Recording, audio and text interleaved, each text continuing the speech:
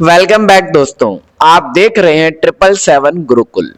आज है हमारी क्लास, हमारी DSSB TGT social science PYQ series. जो PYQ सीरीज कर रहे हैं, आज हमारी उसकी तीसरी क्लास होने जा रही है। तो चलिए शुरू करते हैं। और इसमें भी आज भी हम 20 क्वेश्चंस करेंगे। तो चलिए शुरू करते हैं हमारी क्लास का आज का पहला क्वेश्चन। तो आज हमारी क्लास का पहला क्वेश्चन है, निम्नलिखित में से किस दर्शन के मूल फ्रांसीसी क्रांति में थे। तो नीचे चार ऑप्शन दिए गए, चारों में से कौन से फ्रांसीसी क्रांति के दर्शन थे। ऑप्शन ए है आधुनिक राष्ट्रवाद, साम्यवाद, निरंकुशता और कोई नहीं। तो इसका आंसर रहेगा आधुनिक राष्ट्रवाद। जो आधुनिक राष्ट्रवाद के जो दर्शन थे वो फ्रांसीसी क्रांति से जुड़े हुए थे। चलो देखते हैं हम दूसरा क्वेश्चन। यूटोपियन समाजवादियों के बारे में क्या सही है। यहाँ पर दो कथन दिए गए यूटोपियन समाजवादियों के बारे में, तो उनमें से हमें बताना कौन सा कथन सही है और कौन सा गलत। तो जो पहला कथन है वो ये है, क्या वे वैज्ञानिक थे। और ऑप्शन दूसरा है, वे सामाजिक न्याय के लिए चिंतित थे। ऑप्शन ए केवल एक सही है, ऑप्शन बी केवल दो सही है, ऑप्शन सी एक और दो दोनों सही है, या डी कोई नहीं। तो इसका आंसर रहेगा ऑप्शन दो, जो बी है, वे सामाजिक न्याय के लिए चिंतित थे। वे वैज्ञानिक नहीं थे, वे सामाजिक न्याय के लिए चिंतित थे, इसलिए हमारा ऑप्शन बी जो है वो सही रहेगा। तो हम अपना थर्ड क्वेश्चन देखते हैं। फ्रांसीसी क्रांति के दौरान नेपोलियन सत्ता में कब आया। जब फ्रांसीसी क्रांति हुई तो नेपोलियन सत्ता में कब आया था। ऑप्शन ए 1799, 1797, सन 1800 या 1798। तो हमारा ऑप्शन ए सही रहेगा, 1799 में नेपोलियन जो है वो सत्ता में आए थे। अगला क्वेश्चन देखते हैं हम लोग। ब्रिटेन को दुकानदारों का देश किसने कहा था। जो ब्रिटेन है, इंग्लैंड है, इसको दुकानदारों का देश कहा था किसने। नेपोलियन ने, गैरीबाल्डी ने, मैजिनी ने, हिटलर ने। तो नेपोलियन ने ब्रिटेन को दुकानदारों का देश कहा था, इसलिए हमारा ऑप्शन ए सही रहेगा। तो चलिए हम अगला क्वेश्चन देखते हैं। अर्नेस्ट रेनन के अनुसार राष्ट्र की विशेषता क्या है। अर्नेस्ट रेनर के अनुसार राष्ट्र की विशेषता क्या है। ऑप्शन ए साझा इतिहास, ऑप्शन बी साझा अतीत और गौरव और इच्छा, ऑप्शन सी साझा नस्ल, ऑप्शन डी कोई नहीं। तो हमारा आंसर रहेगा ऑप्शन बी, जो अर्नेस्ट रेनर के अनुसार राष्ट्र की विशेषता होनी चाहिए साझा अतीत, गौरव और इच्छा। तो हमारा ऑप्शन बी सही रहेगा। तो हमारा अगला क्वेश्चन है, 1789 की फ्रांसीसी क्रांति और राष्ट्रवाद की पहली अभिव्यक्ति कहां हुई थी। जो 1789 की फ्रांसीसी क्रांति थी और राष्ट्रवाद की जो पहली अभिव्यक्ति वो कहां हुई। ब्रिटेन में, फ्रांस में, इटली में, जर्मनी में। यानी ये क्रांति थी 1789 की शुरू कहां हुई, तो उसका आंसर रहेगा फ्रांस। चलिए हम अगला क्वेश्चन देखते हैं। दी रोमन दी ला रोज किसने लिखी थी। दी रोमन दी ला रोज किसने लिखी थी। गिलगेमी दी लॉरिस, जीन दे म्यून, ए और बी दोनों, कोई नहीं। तो इसका आंसर रहेगा ऑप्शन सी, ए और बी दोनों। इन दोनों ने दी रोमन दी ला रोज लिखी थी। अगला क्वेश्चन देखते हैं हम लोग।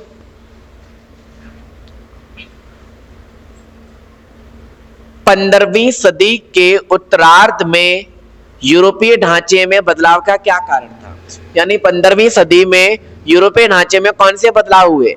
व्यापार का विस्तार हुआ, औद्योगिक क्रांति हुई, फ्रांसीसी क्रांति हुई, या कोई नहीं। तो 15वीं सदी में जब यूरोप में जो यूरोपीय ढांचे में जो बदलाव हुए, उसकी सबसे बड़ी वजह वहां पर व्यापारिक विस्तार था। तो इसलिए हमारा ऑप्शन जो सही रहेगा ऑप्शन ए, व्यापार विस्तार। चलिए हम अगला क्वेश्चन देखते हैं। 1815 की वियना संधि में कौन शामिल नहीं था।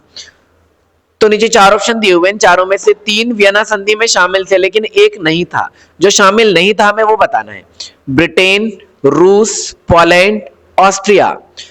तो देखो, ब्रिटेन वियना संधि में भी शामिल था, रूस भी था, ऑस्ट्रिया भी था। जो पोलैंड है वो वियना संधि में शामिल नहीं था, इसलिए हमारा आंसर रहेगा ऑप्शन सी। अगला क्वेश्चन देखते हैं हम। रूमानीवाद किन भावनाओं पर जोर देता है। यानी जो रूमानीवाद विचारधारा है किस पर जोर देती है। स्थानीय बोलियों और विरासत पर, विज्ञान पर, चर्च पर या कोई नहीं। तो इसका आंसर है जो रूमानीवाद है ना, वो स्थानीय बोलियों और विरासत पर अधिक जोर देती है, तो इसलिए हमारा ऑप्शन ए सही रहेगा। अगला क्वेश्चन देखते हैं। अभिकथन 1, कलाकारों ने राष्ट्र को पुरुष का रूप दिया। ऑप्शन ए है कलाकारों ने राष्ट्र को पुरुष का रूप दिया, कारण उन्होंने मानवीकरण किया। तो बताओ ये दोनों सही हैं?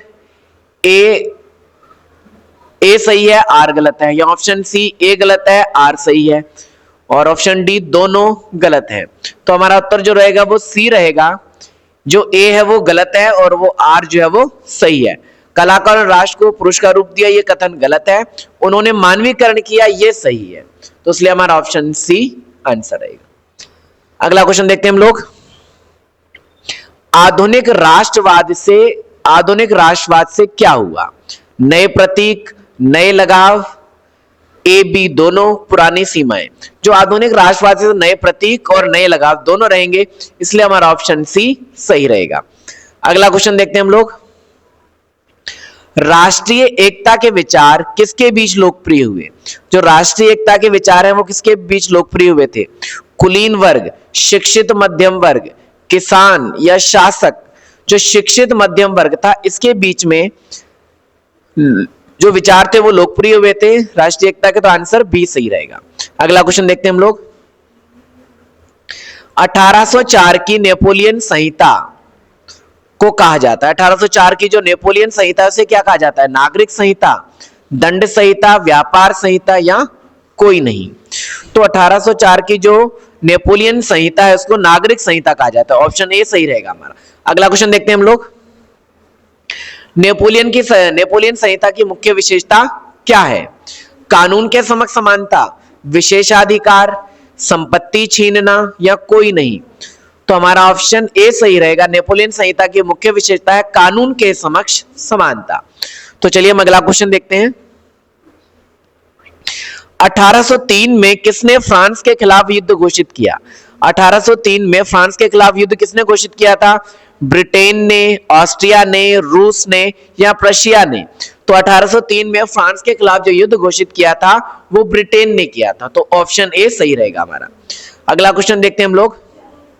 फ्रांसीसी नियंत्रण वाले क्षेत्रों में कौन सा कानून लागू हुआ? यानी जिन क्षेत्रों में फ्रांस का नियंत्रण था वहां पर कौन सा कानून लागू हुआ था? संपत्ति सुरक्षा, महिला वोट, समान अधिकार या कोई नहीं। तो फ्रांसीसी नियंत्रण वाले क्षेत्रों में कौन सा कानून लागू हुआ? संपत्ति सुरक्षा। अगला क्वेश्चन हम लोग देखते हैं। अभिकथन ए, अगला जो हमारा 18वां प्रश्न देखो। जोलवेराइन 1834 में बना, कारण इसका उद्देश्य आर्थिक राष्ट्रवाद था। इसका उद्देश्य आर्थिक राष्ट्रवाद था। दोनों सही हैं। ए सही है, आर गलत है, ए गलत है, आर सही है, दोनों गलत हैं। तो देखिए इसमें जोलवेराइन 1834 में बना, ये भी सही है। इसका उद्देश्य आर्थिक राष्ट्रवाद था, ये भी सही है। तो इसलिए इसका ऑप्शन ए सही रहेगा हमारा, दोनों सही हैं। अगला क्वेश्चन हम लोग देखते हैं। 1834 में व्यापार विस्तार के लिए जर्मन राज्यों ने क्या बनाया? 1834 में जो व्यापार विस्तार के लिए जर्मन राज्यों ने क्या बनाया था? जोलवेराइन, ट्रेड यूनियन, व्यापारी संघ या कोई नहीं। 1834 में व्यापार विस्तार के लिए जर्मन राज्यों ने जोलवेराइन बनाया था। तो इसलिए हमारा ऑप्शन ए सही रहेगा। अगला क्वेश्चन, आज का हमारा आखिरी क्वेश्चन है 20 क्वेश्चंस में। 1830 से 1848 के क्रांतिकारियों में शामिल थे डिस्ब्रेस्ट, रूसी बुद्धिजीवी, ए और बी दोनों या कोई नहीं। तो इसका ऑप्शन सी रहेगा, ए और बी दोनों उसमें शामिल थे। तो आज की क्लास जो हमारी 20 क्वेश्चंस की सीरीज थी वो इसमें क्लास समाप्त होती है। हमारी आज की क्लास 3rd थी। और तो दोस्तों ये थे आज के 20 PYQ क्वेश्चन जो क्लास 3rd में थे। अपना स्कोर कमेंट बॉक्स में जरूर बताएं और 15+ सही है तो आप सही ट्रैक पर हो। और वीडियो अगर पसंद आया तो लाइक करो और ऐसे ही एग्जाम फोकस्ड क्लासेस के लिए 777 गुरुकुल को सब्सक्राइब जरूर करो। मिलते हैं अगली क्लास में।